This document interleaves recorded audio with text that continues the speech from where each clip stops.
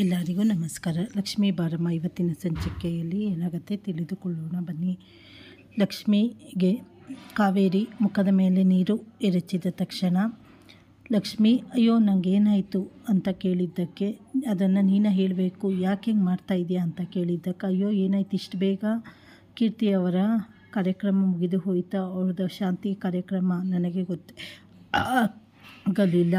ಅಲ್ಲದೆ ಇದೆಲ್ಲ ಬಟ್ಟೆ ಏನು, ನಾನು ಯಾಕೆ ಈ ರೀತಿ ರೆಡಿಯಾಗಿದ್ದೇನೆ, ಯಾಕೋ ನನಗೆ ಒಂದು ಅರ್ಥ ಆಗ್ತಾಯಿಲ್ಲ, ರೂಮಿಗೆ ಹೋಗಿ ಫ್ರೆಶ್ ಅಪ್ ಆಗಿ ಬರುತ್ತೇನೆ ಅಂತ ಹೇಳಿ ಲಕ್ಷ್ಮಿ ರೂಮಿಗೆ ಹೋಗಿ ಬಟ್ಟೆ ಎಲ್ಲ ಬದಲಿಸಿಕೊಂಡು ಬರುತ್ತಾಳೆ. ನಂತರದಲ್ಲಿ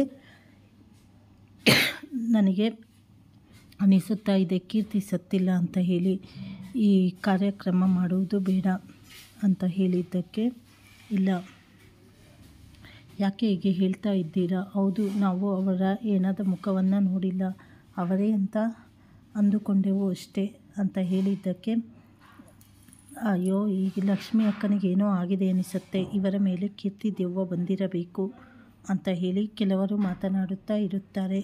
ಎಲ್ಲರಿಗೂ ಶಾಕ್ ಆಗುತ್ತದೆ. ಲಕ್ಷ್ಮಿ ಮೇಲೆ ನಿಜವಾಗಲೂ ಕೀರ್ತಿ ಆತ್ಮವಾಗಿ ಕಾಡುತ್ತಾ ಇರಬಹುದು ಅಂತ ಮನೆಯವರಿಗೆ ಅನಿಸಲು ಶುರುವಾಗುತ್ತದೆ. ಇದು ಇವತ್ತಿನ ಸಂಚಿಕೆಯಲ್ಲಿ ನಡೆಯುತ್ತದೆ. ಚಾನಲನ್ನು ಲೈಕ್ ಮಾಡಿ, ಶೇರ್ ಮಾಡಿ, ಸಬ್ಸ್ಕ್ರೈಬ್ ಮಾಡಿ. ಧನ್ಯವಾದಗಳು.